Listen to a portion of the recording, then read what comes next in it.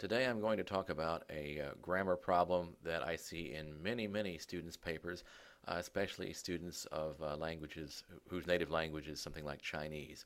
It's something I call too many verbs, not enough subjects. So let's take a look. What's wrong with this sentence? He listed 3 things can cause problems. Now, as you know, every English sentence has to have a subject. The subject, and every English sentence also has to have a predicate, a verb to go with the subject. So, what is the subject and the verb for this sentence? Well, the subject is he. The predicate, or the verb, is listed. There we go. Now, what about 3 things? Well, 3 things is the object of listed, right? There we go. But the trouble is, if 3 things is the object of listed, well, what's the subject for can?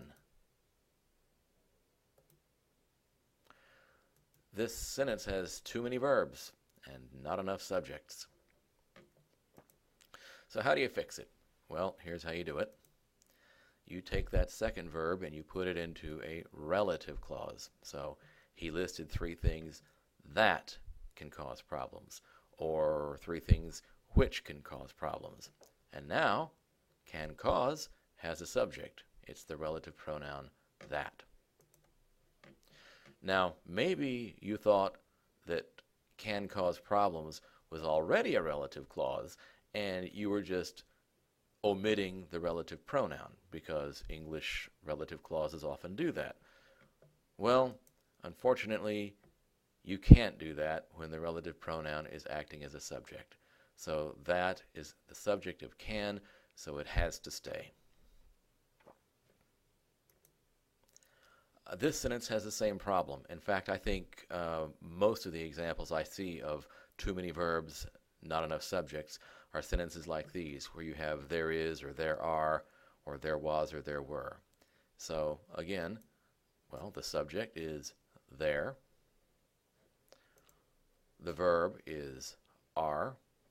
This, by the way, is a strange case where there is a syntactic subject, but are agrees with something over here. That's just something unusual about English, but for syntactic purposes, this is the subject.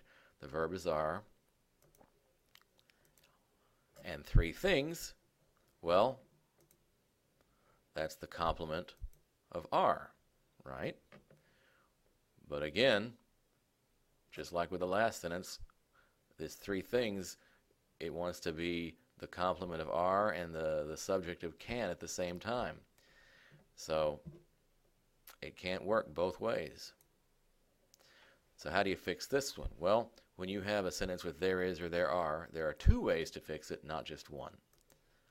So the first way is to use a relative clause, just like you did the last time.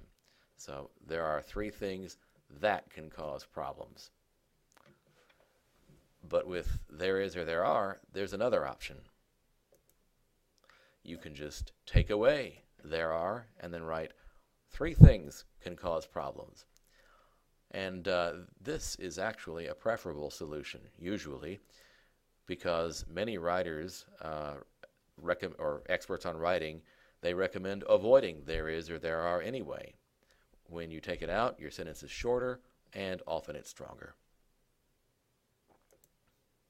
And finally, a note on non-standard dialects. I have to admit here that sentences like he listed 3 things can cause problems are actually grammatical in informal spoken English and some non-standard dialects. People might tell jokes that use these syntactic structures here. And there's even a well-known children's song that I sang in kindergarten that goes like this. There was a farmer had a dog. And I won't sing the rest of it.